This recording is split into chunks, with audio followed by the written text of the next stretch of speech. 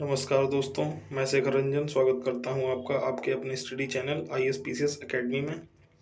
Friends, आप सब जानते ही हैं कि SSC GD के फॉर्म शुरू होने वाले हैं, जिसके लिए हमने हिंदी प्रैक्टिस सेट क्वेश्चंस की श्रृंखला चालू की थी, जिसका 5वां वीडियो आज हम आपके सामने लेकर आए हैं। अगर आपने इससे पहले के हमारे 4 वीडियो नहीं देखे हैं तो आप उन्हें हमारी प्लेलिस्ट में जाकर देख सकते हैं।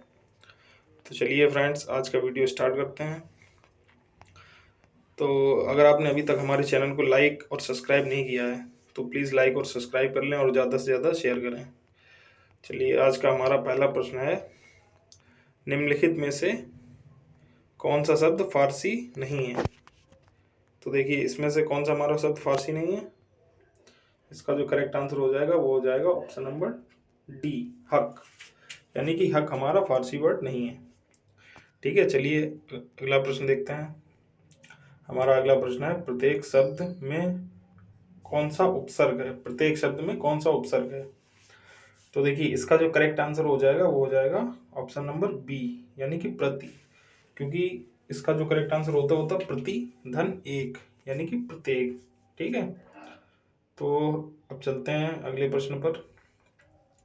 हमारा अगला प्रश्न है प्रश्न नंबर 3, अर्थ के आधार पर शब्द कितने प्रकार के होते हैं। तो इसके जो ऑप्शंस हैं वो हैं आपके सामने। Option A 2, option B 4, option C 7 या ऑप्शन डी 8। तो अर्थ के आधार पर शब्द होते हैं 4 प्रकार के। ठीक है, जैसे विलोम शब्द हो गया और पर्यायवाची शब्द होता है, एकार्थी, अनेकार्थी। ठीक है, ये हमारे अर्थ के आधार पर शब्द 4 प्रकार के होते हैं। तो हमारा जो करेक्ट आंसर हो जाएगा वो हो जाएगा ऑप्शन बी, यानी कि 4। चलिए, अब हम अपने नेक्स्ट प्रश्न पर चलते हैं। हमारा अगला प्रश्न है, उद्देश्य और विधेय किसके अंग हैं। तो देखिए, उद्देश्य और विधेय ये हमेशा वाक्य के अंग होते हैं। ठीक है, उद्देश्य होता है वो जिसके बारे में कुछ कहा जाए, और विधेय वो होता है कि किसके बारे में क्या कहा जा रहा है। ठीक है, जैसे राम बाजार जाएगा, तो इसमें जो उद्देश्य है वो राम है और विधेय क्या है, वो बाजार जाएगा। ठीक है फ्रेंड्स, तो इसका जो करेक्ट आंसर हो जाएगा वो हो जाएगा ऑप्शन ए। चलिए, अब हम अपने अगले प्रश्न पर चलते हैं। हमारा अगला प्रश्न है प्रश्न संख्या 5, वाक्य के प्रयुक्त शब्द को क्या कहते हैं। यानी कि वाक्य में प्रयुक्त शब्द को हम क्या कहेंगे। देखिए, अगर कोई शब्द ऐसे लिखा जा रहा है, मान लो कुछ भी लिखा हुआ है कॉपी पे, कलम, कमल, ठीक है, तो ये क्या, तो वो एक शब्द है। लेकिन अगर वो किसी वाक्य में प्रयोग हो रहा है तो हम उसको शब्द ना कह के उसका हम बोलेंगे पद। तो इसका जो करेक्ट आंसर हो जाएगा ऑप्शन बी। ठीक है, पद। चलिए, हम अपने अगले प्रश्न पर चलते हैं। हमारा अगला प्रश्न है, दो अलग अलग भाषाओं के मेल से बना हुआ शब्द क्या कहलाता है। तो देखिए, दो अलग अलग भाषाओं के मेल से, जैसे रेलगाड़ी हो गया, ठीक है, और जैसे मास्टर साहब, तो जैसे मास्टर इंग्लिश का शब्द है, साहब किसका है, साहब फारसी का शब्द हो गया। ठीक, रेलगाड़ी, इसमें रेल क्या है, हिंदी का शब्द है, और गाड़ी इंग्लिश का शब्द है। ठीक, तो ऐसे मतलब दो ऐसे शब्द जो अलग अलग ओरिजिन से निकल के आए हैं और एक साथ उनका मेल हो गया है, तो ऐसे शब्दों को हम बोलते हैं संकर शब्द। ठीक है, तो ऑप्शन डी इसका करेक्ट आंसर हो जाएगा। चलिए, अपना अगला प्रश्न देखते हैं। हमारा अगला प्रश्न है प्रश्न नंबर 7, नीलांबर शब्द में कौन सा समास है। तो देखिए, इसके ऑप्शंस हैं तत्पुरुष समास, द्वंद्व समास, अव्ययीभाव समास या कर्मधारय समास।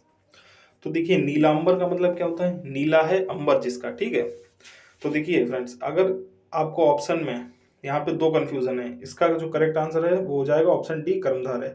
लेकिन अगर आपको ऑप्शन में तत्पुरुष समास दिया गया होता तो आपको तत्पुरुष नहीं लगाना था। ठीक, क्योंकि नीला है अंबर जिसका, यानी कि ये किसी तीसरे व्यक्ति को इशारा कर रहा है, जैसे कि बलराम। ठीक है, बलराम के नीले वस्त्र वो पहनते थे, इसलिए उन्हें नीलांबर भी कहते हैं। लेकिन चूंकि अभी ऑप्शंस में आपको मतलब बहुब्रीहि समास दिया नहीं गया है, तो ये हमारा कर्मधारय हो जाएगा, क्योंकि यहाँ पे विशेषण विशेष्य की तुलना की जा रही, नीला है अंबर जिसका। ठीक है, तो इसका जो करेक्ट आंसर हो जाएगा वो हो जाएगा ऑप्शन नंबर डी। चलिए, अब अपने अगले प्रश्न पर चलते हैं। हमारा अगला प्रश्न है प्रश्न संख्या 8, किस समास में दोनों पद मिलाकर एक नया अर्थ प्रकट करते हैं। यानी कि किस समास में दोनों पद मिलकर एक नया अर्थ प्रकट करते हैं। तो इसका जो करेक्ट आंसर हो जाएगा वो हो जाएगा ऑप्शन ए, बहुब्रीहि समास। देखिए, जैसे दो वर्ड मिलके नीला है अंबर जिसका, ठीक है, तो किसी तीसरे की ओर इशारा करते हैं, यानी कि ये कोई नया प्रकट करते हैं भाव। ठीक है, तो इसलिए जैसे पीताम्बर, पीला है अंबर जिसका, ठीक, और जैसे हो गया लंबोदर, लंबा है उधर जिसका, ठीक है। तो ये सब क्या है, ये एक नए वर्ड की ओर इशारा करते हैं। तो इसलिए इसका जो करेक्ट आंसर हो जाएगा वो हो जाएगा ऑप्शन नंबर ए, बहुब्रीहि समास हमारा इसका करेक्ट हो जाएगा, ठीक है। चलिए अब हम अपने अगले प्रश्न पर चलते हैं। हमारा जो नेक्स्ट क्वेश्चन है वो है क्वेश्चन नंबर 9, कि समास में दोनों पद प्रधान होते हैं। तो देखिए ये हमेशा याद रखिए कि दोनों पद हमेशा एक ही ऐसा समास है जिसमें प्रधान होंगे, और वो होगा द्वंद्व, क्योंकि उसमें जो दोनों पद होते हैं उसमें द्वंद्व की भावना रहती है, यानी कि उसमें हमेशा द्वंद्व चलता रहता है। जैसे चलना फिरना, उठना बैठना, माता पिता, भाई बहन। तो इसमें देखिए आपको एक जोड़ी सी बनती लगेगी, यानी कि इसमें एक द्वंद्व चल रहा है, उठना बैठना, चलना फिरना, माता पिता, भाई बहन, ठीक है। तो इसका जो करेक्ट आंसर हो जाएगा हमारा ऑप्शन नंबर सी, यानी कि द्वंद्व समास, ठीक है फ्रेंड्स। चलिए अपने अगले क्वेश्चन पर चलते हैं। क्वेश्चन नंबर 10, जिस समास में कोई पद प्रधान नहीं होता उसे कौन सा समास कहते हैं। तो देखिए जिस प्रधान में कोई पद, यानी कि जिस समास में कोई पद प्रधान नहीं होता उसे हम क्या कहेंगे, उसे हम कहेंगे बहुब्रीहि समास। जैसे अभी मैंने आपको पहले ही बताया था कि ये किसी तीसरे की ओर हमेशा इशारा करता है, ठीक है। तो इसका जो करेक्ट आंसर हो जाएगा वो हो जाएगा ऑप्शन नंबर बी, हमारा बहुब्रीहि समास। चलिए अब हम अपने नेक्स्ट प्रश्न पर चलते हैं। हमारा अगला प्रश्न है, विशेषण और विशेष्य के योग से कौन सा समास बनता है। तो देखिए इसका जो करेक्ट आंसर हो जाएगा, अभी मैंने आपको उसमें बताया भी था कि विशेषण और विशेष की भावना हमेशा किस समास में रहती है, कर्मधारय समास में, ठीक है। तो इसका जो करेक्ट आंसर हो जाएगा वो हो जाएगा ऑप्शन बी। चलिए नेक्स्ट क्वेश्चन पर चलते हैं। नेक्स्ट क्वेश्चन है क्वेश्चन नंबर 12, निम्नलिखित में से कौन सा समास नहीं है। तो देखिए ये तो बहुत ही सिंपल सा क्वेश्चन है। आपके ऑप्शंस हैं अव्ययीभाव समास, कर्मकारक समास, द्वंद्व समास, बहुब्रीहि समास। तो देखिए इसमें आपको बिल्कुल भी कंफ्यूज नहीं होना है कि कर्म कारक समास कोई भी हमारा समास नहीं है, बल्कि क्या है, कर्मधारय समास है, ठीक है। तो जो ऑप्शन बी है वो इसका करेक्ट आंसर हो जाएगा, गलत है ये, ठीक है। चलिए अगले प्रश्न पर चलते हैं। बचपन कौन सा शब्द है। तो देखिए बचपन कौन सा शब्द है, क्रिया विशेषण, सर्वनाम, संज्ञा या विशेषण। तो देखिए बचपन क्या है, बचपन एक अवस्था है, तो इसलिए ये कौन सा शब्द हो जाएगा, ये हो जाएगा हमारा संज्ञा, ठीक है। सर्वनाम तो है ही नहीं और बचपन कोई विशेषता नहीं है, ठीक। ये क्या है, ये एक अवस्था है, यानी कि स्टेज है जीवन की, ठीक है। तो इसलिए जो हमारा करेक्ट आंसर हो जाएगा वो हो जाएगा ऑप्शन सी, संज्ञा। चलिए अपने अगले प्रश्न पर चलते हैं। हमारा नेक्स्ट क्वेश्चन है, उपमान और उपमेय का अभेद क्या कहलाता है। ठीक है, तो इसका जो करेक्ट आंसर हो जाएगा वो हो जाएगा ऑप्शन बी, यानी कि रूपक, ठीक है। तो रूपक में क्या होता है, उपमान और उपमेय का अभेद होता है, यानी कि रूपक में चीज जो है वो एक्चुअली मान ली जाती है, ठीक है। तो इसका जो करेक्ट आंसर हो जाएगा वो हो जाएगा ऑप्शन बी, रूपक। चलिए हम अपने अगले प्रश्न पर चलते हैं। अब हमारा अगला क्वेश्चन है, जहां उपमेय में उपमान की समानता की संभावना व्यक्त की जाती है वहां कौन सा अलंकार होता है। तो देखिए जहां पे उपमेय में उपमान की संभावना व्यक्त की जाए वहां पे क्या होगा, वहां पे तो जाहिर सी बात है कि उपमा अलंकार ही होगा, क्योंकि उपमेय में उपमान की संभावना व्यक्त की जा रही है, ठीक है। तो इसका करेक्ट आंसर हो जाएगा ऑप्शन बी। चलिए अपने अगले प्रश्न पर, जो कि है 16 नंबर, जहां बिना कारण के कार्य का होना पाया जाए वहां कौन सा अलंकार होता है। तो देखिए जहां बिना कार्य के कारण का होना पाया जाए वहां कौन सा अलंकार होगा, विशेषोक्ति होगा नहीं, विभावना, भ्रांतिमान, विरोधाभास। तो देखिए इसका जो करेक्ट आंसर हो जाएगा वो हो जाएगा ऑप्शन नंबर सी, यानी कि विभावना अलंकार। जैसे यहाँ पे मतलब काम सारे होते हैं लेकिन काम होता नहीं है। जैसे इसका एक एग्जांपल छोटा सा मैं आपको सुनाना चाहूंगा। जैसे बिनु पद चले, सुने बिनु काना, कर बिनु करम, करे विधि नाना, ठीक है। तो यहाँ पे सांप की बात हो रही है, यानी कि ना उसके पैर होते हैं ना उसके कान होते हैं, ठीक है, लेकिन वो उसका सब काम चलता रहता है। तो इसी तरह ये उसका एक एग्जाम्पल है विभावना अलंकार का। तो इसका जो करेक्ट आंसर हो जाएगा वो हो जाएगा ऑप्शन नंबर सी, ठीक है फ्रेंड्स। चलिए नेक्स्ट क्वेश्चन पर। अगला क्वेश्चन है 17 नंबर, भारत के सम भारत है, इसमें कौन सा अलंकार है। तो देखिए भारत के सम भारत है, यानी कि भारत के जैसा दूसरा कोई नहीं, वो खुद ही भारत है, ठीक है। तो जहां पे खुद से ही तुलना हो जाए वहां पे क्या होता है, अन्य अनन्वय अलंकार, यानी कि इसका जब आप संधि विच्छेद करेंगे तो आएगा ना अन्वय, यानी कि कोई दूसरा और नहीं, यानी कि वो खुद से, यानी कि हमेशा खुद से ही तुलना की जाती है। जैसे राम से राम, सिया से सिया, ठीक है।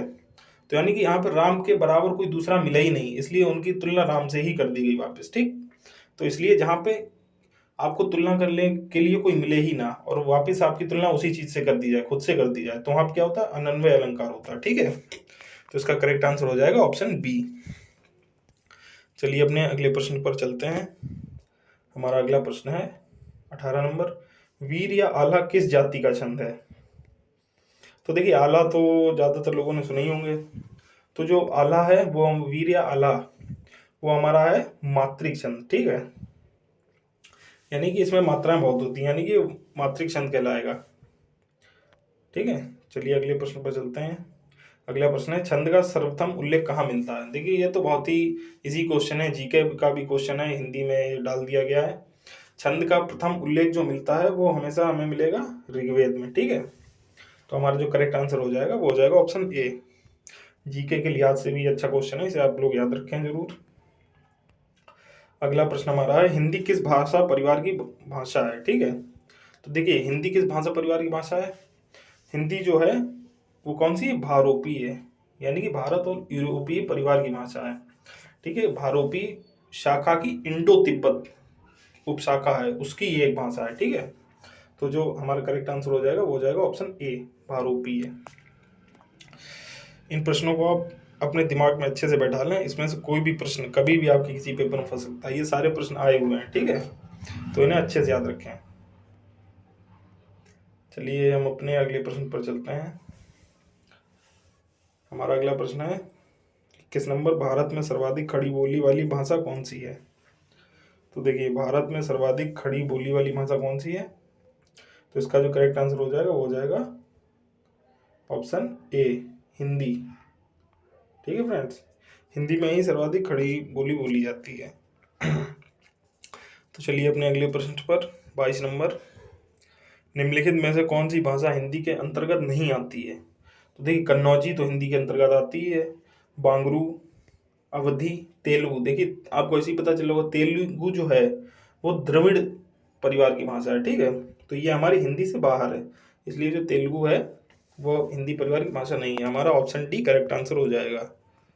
चलिए अगले प्रश्न पर चलते हैं।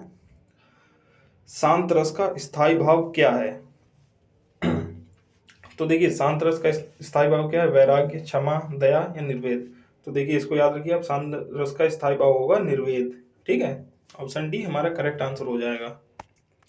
चलिए अगले प्रश्न पर, शोक किस रस का स्थायी भाव है? तो देखिए शोक किस रस का स्थायी भाव है, शांत रस, करुण रस, हास्य रस या वीर रस? तो देखिए शोक कब होता है, जब कोई आदमी करुणा में डूबा हुआ होता है। ठीक है, तो इसका जो करेक्ट आंसर हो जाएगा वो हो जाएगा ऑप्शन बी, हमारा करेक्ट आंसर हो जाएगा। ठीक है, चलिए अगला प्रश्न हम देखते हैं। अगला है, किस रस को रसराज कहा जाता है? तो देखिए रसराज किसको किसको कहा जाता है? रसराज हमारा जो हो जाएगा वो श्रृंगार रस, इसे रसों का राजा कहा जाता है। ठीक है, तो इसमें इसके भी कई एग्जाम्पल होते हैं, जैसे संयोग श्रृंगार, वियोग श्रृंगार। ठीक है, तो फिलहाल आप इसको याद रखेंगे, जो रसराज हमेशा कहा जाएगा वो श्रृंगार रस ही होगा। ऑप्शन ए हमारा करेक्ट आंसर होगा। अगले प्रश्न को देखते हैं, 26 नंबर, श्रृंगार रस स्थायी भाव क्या है? मतलब श्रृंगार रस का स्थायी भाव क्या है? तो देखिए श्रृंगार रस का स्थायी भाव क्या होता है, इसका होता है रति, यानी कि ऑप्शन डी करेक्ट आंसर हो जाएगा इसका। देखिए रति होता है ये संयोग श्रृंगार और वियोग श्रृंगार, ये दोनों में होता है। ठीक है, और ये जैसे बच्चों वाली भी होती है, जैसे कई आपको एग्जाम्पल मिल जाएंगे यशोदा माँ और कृष्ण जी के। ठीक है, तो उसमें भी क्या होगा, उसमें भी संयोग श्रृंगार होगा, लेकिन उसमें क्या होगा, वात्सल्य रस छलकेगा उनका। ठीक है, जो कि बचपन के लिए मतलब इस्तेमाल किया जाता है। तो इसका करेक्ट आंसर हो जाएगा ऑप्शन डी। चलिए अगले प्रश्न पर चलते हैं। विस्मय स्थायी भाव किस रस में होता है? तो देखिए विस्मय स्थायी भाव किस में होता है, हास्य, शांत, अद्भुत या विभत्स? तो देखिए इसका जो हमारा करेक्ट आंसर हो जाएगा वो हो जाएगा अद्भुत रस, यानी कि आपने कोई ऐसी चीज देख ली हो जो आप बहुत चौंक गए हो, आपको विस्मय का भाव, जैसे आपने इंग्लिश में भी पढ़ा होगा एक्सक्लेमेटरी साइन जिसको बोलते हैं, यानी कि विस्मयादिबोधक चिन्ह। ठीक है, तो जब विस्मय कब होता है, जब आप कोई अजीब सी चीज देख लेते हैं, तो आपको एक अद्भुत ही मतलब आपके दिमाग में चलता है कि ये कैसा अद्भुत काम हो गया। ठीक है, तो इसलिए इसका जो करेक्ट आंसर हो जाएगा वो हो जाएगा अद्भुत रस। ऑप्शन सी हमारा करेक्ट होगा। चलिए अपने अगले प्रश्न पर चलते हैं। रौद्र रस का स्थायी भाव क्या है? तो देखिए रौद्र रस का स्थायी भाव क्या हो जाएगा, क्रोध, विस्मय, शोक या भय। तो देखिए रौद्र का जो करेक्ट आंसर हो जाएगा, रौद्र रूप कब किसी का होता है, जब उसको क्रोध आता है। ठीक है, तो ऑप्शन ए हमारा करेक्ट हो जाएगा। ठीक है, चलिए अगले प्रश्न पर 29 नंबर, वीर रस का स्थायी भाव क्या है।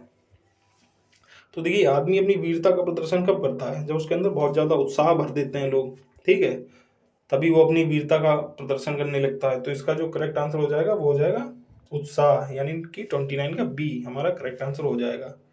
ठीक है, चलिए आगे बढ़ते हैं। जैसे वीर रस का अगर एक उदाहरण मैं आपको सुनाना चाहूँ तो इसका है कि जैसे मैं सत्य कहता हूँ सखे, सुकुमार मत जानो मुझे, यमराज से भी युद्ध में प्रस्तुत सदा मानो मुझे, हैं सारथे हैं कि हैं द्रोण क्या, आवे स्वयं देवेंद्र भी, जीतेंगे वे भी ना समर में, आज क्या मुझसे कभी। ठीक है, तो ये क्या है, ये वीर रस का एक उदाहरण है। ठीक है, तो चलिए अपने अगले प्रश्न पर चलते हैं। अनुभावों के कितने भेद होते हैं। तो देखिए अनुभावों के कितने भेद होते हैं, इसका जो करेक्ट आंसर हो जाएगा वो हो जाएगा ऑप्शन नंबर सी, यानी कि 4 भेद होते हैं अनुभावों के। ठीक, जैसे इसके 4 भेद कौन कौन से हो जाएंगे अगर हम आपको बताएं तो इसका जैसे पहला भेद हो जाएगा कायिक अनुभाव, दूसरा मानसिक अनुभाव, तीसरा आहार्य अनुभाव, चौथा सात्विक अनुभाव। ठीक है, तो इसके करेक्ट आंसर हो जाएंगे। तो फ्रेंड्स ये थे हमारे आज के 30 महत्वपूर्ण प्रश्न, जिनको आपको अच्छे से रट लेना है। ठीक है, और आपको हमारी प्रैक्टिस सेट की श्रृंखला जो चल रही है उसके सभी वीडियोस आपको अटेम्प्ट करने हैं। ठीक, और जो भी आपका स्कोर रहा हमें कमेंट में ज़रूर बताएं। और फ्रेंड्स अगर आपको कोई ऐसा फ्रेंड्स है जो एसएससी जीडी में हिंदी की जगह इंग्लिश को ऑप्शनल मान के अपनी तैयारी कर रहा है, तो उसके लिए भी हमारे चैनल पे वीडियो डालना है। हमारे इमरान सर इंग्लिश में वीडियो डालते हैं। और अगर आपको जीके की भी तैयारी करनी है तो जीके की भी आपको वीडियो मिलेगी हमारे चैनल पे। कुमार सर से डेली आपको करंट अफेयर पढ़नी है। ठीक है, मयंक सर भी पॉलिटी का अच्छा खासा भाग आपका देख रहे हैं। अगर आपको आप अगर हमारे मतलब जितने भी वीडियोस आ रहे हैं उनको नियमित रूप से देखें तो आपको बहुत ज़्यादा फायदा होने वाला है एसएससी जीडी के पेपर में। और एसएससी जीडी नहीं, जीडी ही नहीं बल्कि जो भी मतलब आगामी जो भी आपकी परीक्षाएं हैं उनमें आपको बहुत ज़्यादा फायदा होगा। ठीक है, चलिए तो आज वीडियो को यहीं विराम देते हैं और मिलते हैं अगले वीडियो में। धन्यवाद।